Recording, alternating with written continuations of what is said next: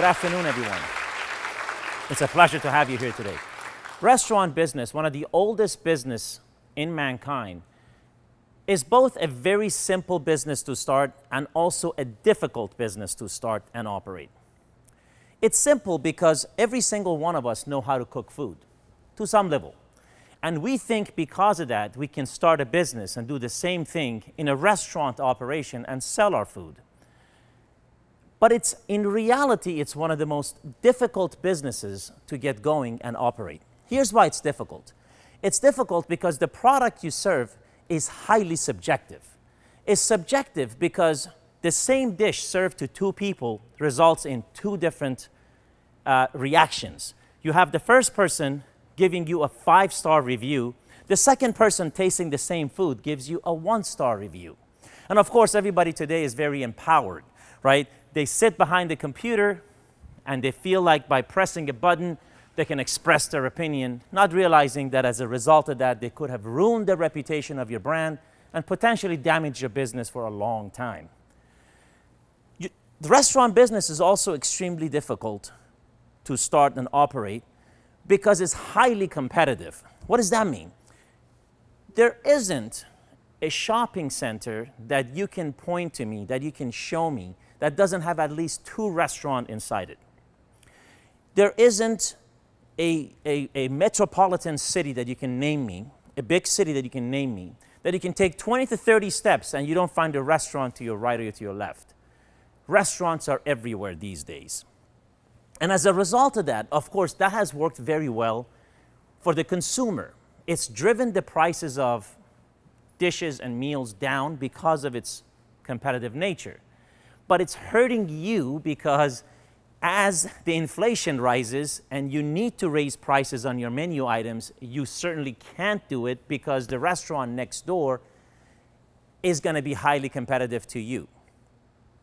And for that reason, you're realizing that you're seeing a serious problem in your industry where you can't raise prices, where in every other industry you see people are allowed to raise prices year after year. Restaurant business, it's also extremely difficult because it's a very, very, very difficult business to make money in. You work extremely hard. Most of you in the audience work 50, 60 hours every single week in your restaurant, and yet you go home and you have a hard time paying your bills. It's a difficult business to make money in for a simple operational problem that exists in this ancient old industry. Let's go through the numbers. When you serve a $20 dish to your customer, that $20 dish has a product cost, right? The chicken, the fish, the meat, whatever that's on that dish, you have to purchase it from somewhere. So that's called food cost. Your food cost typically in a given restaurant is between 25 to 30%. Typically, if you're lower than 25, you're doing extremely well. If you're higher than 30%, you need to come and talk to me because there's opportunities there that you can actually make more money. So 30%, which is $6 of that $20, is out the door just because of the product cost. Well, you have payroll. You have employees that are cooking this food. Payroll in a typical restaurant is also roughly represents 30% of your cost. So there's 60% out the door. Well, now you also have your rent cost, right? Real estate costs. Typically 10% on the average. That's 70%. You still have maintenance, insurance, utilities, everyday operational expenses. All of that adds up to a point where average restaurant operations in the United States produce between 5 to 10% net profit. 5 to 10%. Now, if you told me that there is a business out there that I can start and make 5 to 10% profit, I'd probably walk away from it. That is not a good number. So let's add to these numbers a very interesting concept called delivery. Now, delivery, something that you all are familiar with today, every one of you probably are utilizing that in your restaurant, is something, it's a revolution that started probably about 10 years ago. Now, delivery has been going on for decades in the restaurant industry. right? Domino's Pizza wrote the book on that. They've been doing this for many, many years. But come to think of it, why is it that McDonald's didn't get involved until recently? Why is it that every single restaurant didn't offer delivery till just recently? Well, the answer is very simple. This is a revolution that started with the millennial mindset, with the millennial generation and the Generation Z, right? These are kids that want their food and they want it now and they want it right here. They want it delivered to them. And it's not just food, it's everything else, right? We're seeing that revolution happen in the retail industry as well. They want it delivered to them. They want the service brought home to them or to their office, wherever they may be. And they're willing to pay for it. Don't ask me where they get the money from, right? But they are willing to pay for it. So when you think about McDonald's, a $4 or $5 meal, it was never feasible for someone to accept and pay $4 or $5 delivery charge for a $4 or $5 meal. Nobody would do that. But today they do. And this is the reason why all restaurants, almost all restaurants, have adapted this whole notion of delivery, and they have added that to the list of services. And as a result of that, you've had multiple billion-dollar businesses that have been raised, and they have been born and raised because of delivery. I'm talking about the Uber Eats, the Grubhub, and the rest of them. Now here's the problem we have, right? You as a restaurant owner, just a few minutes ago I told you that you ended up with a 5 to 10% profit margin. Now delivery fees, as you all know, 25, 30%, right? So where does that come from? Well, here's the problem. A lot of restaurant owners every single day are coming to their store. They're seeing the slew of sales are coming in, because these, you guys all know very well, as much as you hate these delivery companies, you actually love them. You love them because you know deep inside they are not delivery companies, they're marketing companies that also happen to do delivery. They're bringing you new, and you're accepting it. Even though deep inside you, you know you're not making money on that box of food or bag of food that's about to be picked up. But you're accepting it because you ring up your POS terminal at the end of the night, you get a report, and you notice that your sales are higher today versus yesterday. Your sales are higher today versus last week or versus last month. And you're okay with that because it puts a smile on your face. But in reality, what's more important than anything else is what restaurant owners are missing is that they look at sales as a way of measuring their business and not their profits. Sales don't pay your bills, profits do. Doesn't matter what your sales are. If you're making no profit, you have no money to pay your bills. So you just added a 30% deficit, 25% deficit to a business that was already making 5 to 10%, barely making any profit. So how do you fix this problem? And this is where we come from. This is how the business minds went to work and took advantage of this situation. Now, this has nothing to do with the pandemic. The problem you're noticing now has really little to do with the pandemic. Pandemic accentuated the problem that already existed. Pandemic increased it. Why did it increase? Well, it allowed the moms, the dads, and the grandparents of these kids, the millennials, that had kind of started this whole revolution of delivery, to stay home during the pandemic and try this by force, try this whole delivery notion. And yes, they paid the bill, they paid the extra fees for delivery, and they kind of got used to it, and they actually liked it. And they liked the convenience.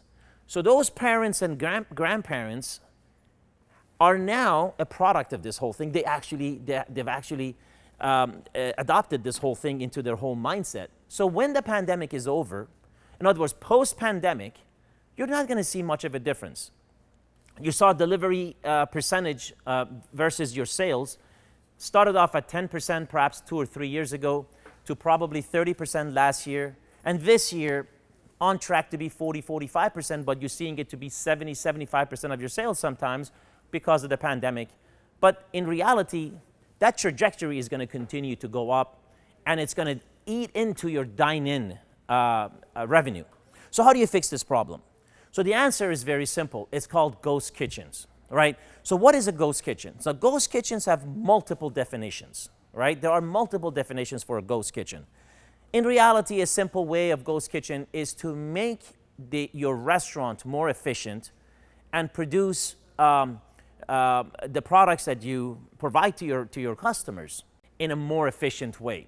So some ghost kitchens suggest that you launch a restaurant in a second or third grade, a B grade or a C grade neighborhood, maybe a warehouse area, and utilize that location for delivery and takeout mostly or only.